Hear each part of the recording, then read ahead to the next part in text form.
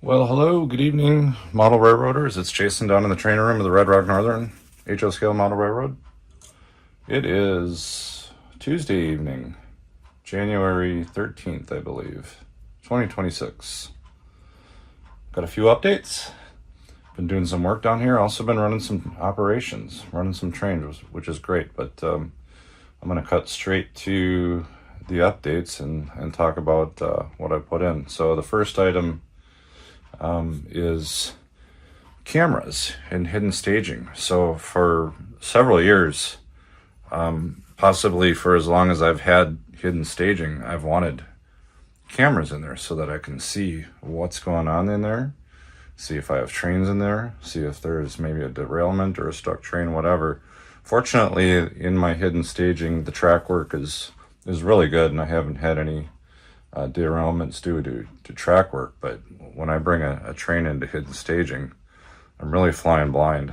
For those of you that have been following the channel, you may already know that we've got hidden staging behind these long retaining walls. So really two hidden staging tracks. One that starts here and goes all the way down the length of Red Rock down towards the end. And really the end of it goes right under Summit Cement, or Medusa Cement. On my railroad, it's Summit Cement. So this whole retaining wall is hiding a hidden staging track. Likewise, over in Granite Creek, there is hidden staging over here as well. I'll move the camera this way. So it starts, the entrance of hidden staging starts behind this signal, behind this tunnel portal, goes all the way to the right, the entire length of at least this side of Granite Creek, and it goes all the way down here to under that coal tipple. That's Champion Mine, and then it ends over there. Thus far, when I put trains in hidden staging, and the only way that I know there's a train up there, the system I've been using is up on my valance. Here, let me zoom out. I have these whiteboard kind of sticker things. I guess I'll zoom back in. So for instance, if I have train or locomotive 1, 2, 3, 4 in here, I'll write down the locomotive address and then the forward facing direction. Zoom in on that. Sorry. Like that. Okay. So I've got two of those in Granite Creek, and likewise I've got two of them in Red Rock. There's one there, it's blank because there's nothing in there, and then there's one down there. So the idea is that I've got two strips for each hidden staging, because each hidden staging can hold two trains. So like I said, that works okay. What I'll usually do is, when I'm pulling a locomotive into hidden staging, I try to use one that's got some sound so that I can hear approximately where it is. For instance, if I pan over here to Red Rock, if I pull it in, I know it's going into the tunnel. In fact, I can see it through the tunnel portal. But then I'll be able to kind of hear the locomotive as it goes along the wall there, and maybe I'll play the bell too to make it more distinct. And then once I feel like it's gotten far enough where I want it, I'll stop it and shut off the motor, or shut off the motor sounds. I'll use the power toggles that I have here for each staging track to cut the power to the track, which I implemented about 2 years ago. Anyway, so that works okay, but I've always wanted, like I said, a camera system. So I put one in now. I found a relatively cheap and inexpensive camera system, and I'll show you down here what it is. If you want to go out and buy these, I just found these on Amazon. It's called Tapo, and it's made by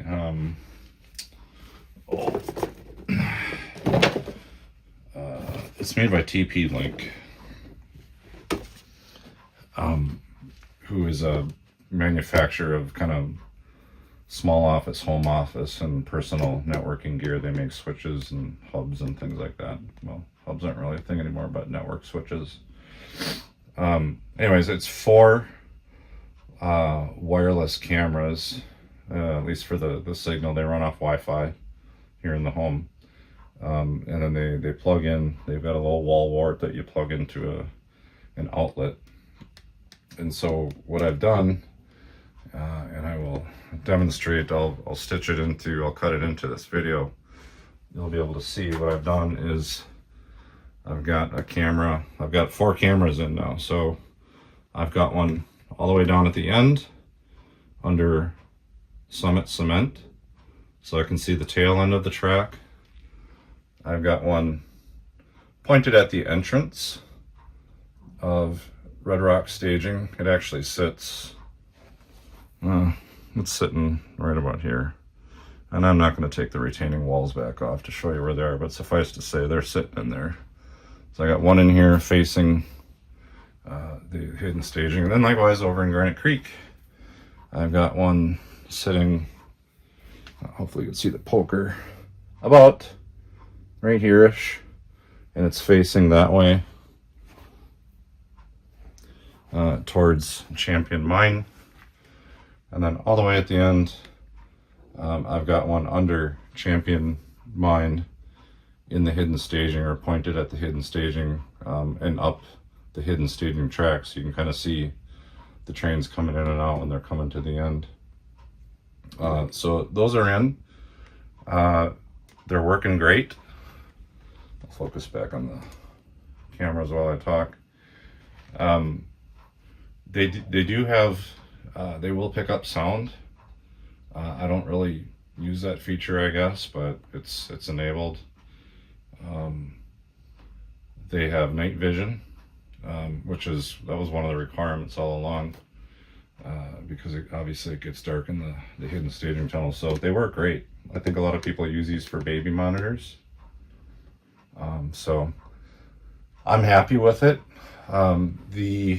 As far as the video display, they feed the display, ties into an app on a handheld device. So like an iPhone with iOS, or an iPad running iOS or Android, phone or tablet.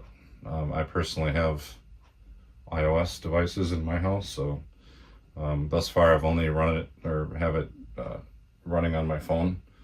But the goal would be to, what I'm going to do is shortly I'll pick up a tablet, cheap tablet, and then possibly put it into the fascia somewhere. I don't know that it would be right here. Maybe even up in the valance, up there somewhere. Lots of possibilities. I kind of want to keep it out of the way of the yard, because when I have op sessions, this part of the layout where we're looking at here, Red Rock Yard, tends to be very busy, and there's always a body standing there going back and forth. So maybe I'll put it over there where the laptop is. Kind of seems like that would be a good spot for it. Anyways, again, right after, at some point in this video, probably before I'm even talking here, I will have cut in a little bit of a demonstration of these cameras, so you can see what they look like. But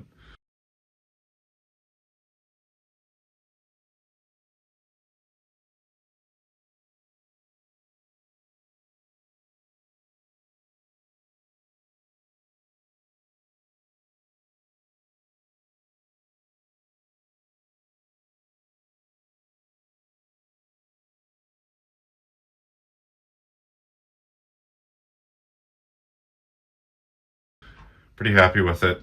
I think the cameras were, God, I don't know, $75 or something like that total out the door. So pretty cheap. And I guess it's good that I waited this long, because the technology has just gotten better and cheaper. Had I implemented this years ago, it probably would have been more expensive. But it is what it is. Okay, other things. I think that's all I've got really right now to talk about on the layout. Like I said, I've been running trains mostly. But I'll have something for you in a couple of weeks. I've already got stuff sitting in here in my room that I'm not going to talk about right now because it's in development. Suffice to say, it's also something I've been working on or actively wanting for a couple of years, and I'm finally pulling the trigger on it. But I guess I'll show you these recent acquisitions. So we had a swap meet or a train show here in Woodbury, put on by a local club. I picked up a few items. This here is a, oops, zoom in. That's a custom DM&IR SD9, number 142. It is a lifelike locomotive, but it's got a lot of modifications, some details added. They did I can tell you, I've had the shell off because when I bought it, it had a short, and so I had to fix the short and install a decoder.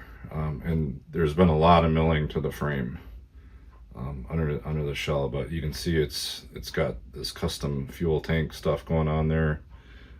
It's weathered. I don't know how well you can see this, but there's some details under there, some rear railers, things like that. I think even some rooftop stuff that maybe got added like that. Maybe this bell. I can't remember if that was on the stock units or not, but anyways, that's a nice running unit. I fixed the short.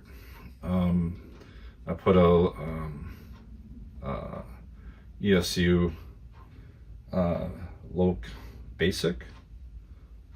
Pilot Basic, I think is what it was. Anyways, an ESU non-sound decoder went in there. It does not have lights. For whatever reason, the person that owned this before me took the lighting out. I'm not sure why, but I'll probably add it to my long-term goals to put some decent LED lighting back in there, at least for the front and rear lights. The other thing that I picked up is this little switcher here. It's just an Athearn Blue Box SW1500. Let me go over here and get that tree out of the way. So I broke all the rules I normally have when I go to these train shows of, at this point, all I'm buying is Burlington Northern, right? That helps me stay focused. But I've got a lot of BN equipment at this point. And I saw this little switcher sitting there. It was like $50. It had DCC in it. It was, custom painted for BCE, which I understand is prototypical. Some people that I showed this to are thinking it stands for, a British, what's that British Columbia Railway, I think it is. I don't necessarily think that's what that's for. I think this is just some privately owned industrial switcher somewhere, but the guy that sold it to me said this is a prototypical paint job for that unit. So it's got some LED lighting in there. It's got a couple of rooftop beacons, which are just dummies. They don't actually light. We could light them if we wanted to. It's just a little bit of wiring and adding LEDs, but I thought it was a neat little unit. Definitely a one of a kind. And so I thought, for $50 for all of that, with the decoder in there, can't go wrong.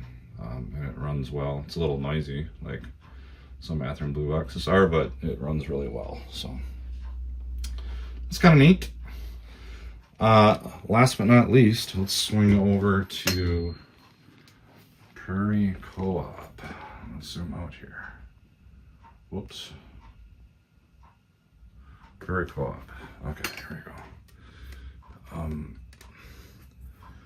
And apologies if this gets a little shaky. I'm gonna move the camera up. There we go. So here is an acquisition. I've been probably looking at these off and on for 20 years, so 25 years. This is a Trackmobile. I always thought they were neat. However, I learned very quickly they're probably not the best runners. They have a short wheelbase. I think only one axle is actually powered with drive, is geared. So in terms of tractive effort, this thing's pretty lightweight, and I don't think they pull a whole lot. It was, for me, I thought it'd be nice to have, but I definitely was not going to spend, what anybody wanted for these things when they don't seem to run that great. But the detail is really cool, and it certainly looks good sitting there. And there was two varieties. There's you can find them with DC as well as fitted with DCC. This particular model is, I believe it comes from Broadway Limited. It is the DCC version. I tested it at the show. It worked well, and I decided that I could create an operations job for Prairie Co-op, so it can kind of sit there. And the general flow of things is that when the grain train comes in, it brings in empty covered hoppers, drops them off to the loading track. They get loaded, and then you see I've got this second track here. This is where we can take, I'll just kind of demonstrate what I'm thinking about. Let's see if I can get these. Let me throw the turnout here. Oh, wrong way. My bad. So we can use this Trackmobile, come out, and come and pick up a couple of the loads. I'm just going to pull them all here, but the job that I made, the operations job that I made for this won't pull them all. It'll pull maybe three, or sorry, one or two. Pull them out, throw the turnout. Yeah, see, 4 is a little much. Just got to push it up the hill a little bit there. And then bring them back in, and we'll take 1 or 2 of the covered hoppers and put them on what I call track 2. And what that does is it frees up room on the loading track, so we can bring in more covered hoppers. And of course it adds a job for anyone that wants to run this cool little Trackmobile. Like I said, it actually runs better than I expected. So there was a little bit of wheel slippage over here, pushing it up the hill or up the grade to get the cars back. But I believe if I run this thing in reverse, in other words, flip it around like this and utilize the dummy coupler, I believe we can utilize the coupler the same way. Actually, let's try it. The same way that the prototype does. I saw this somewhere. So now what we've got is the weight of this first rail car is sitting on the knuckle to give it more tractive effort. So actually, let's go ahead and pull it out. Because what's happening is that knuckle on the BN covered hopper is actually resting on top of the knuckle on the Trackmobile, should be adding more weight or weight for tractive effort on the wheel. So now let's go ahead and give it a push. And look at that. No wheel slippage.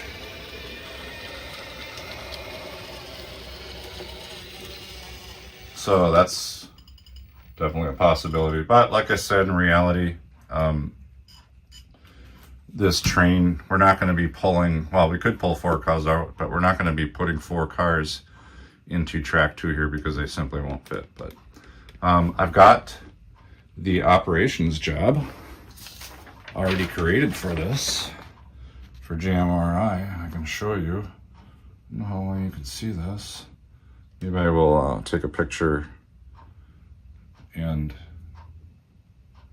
insert it into the video. Oh, there we can see it. I can see it here.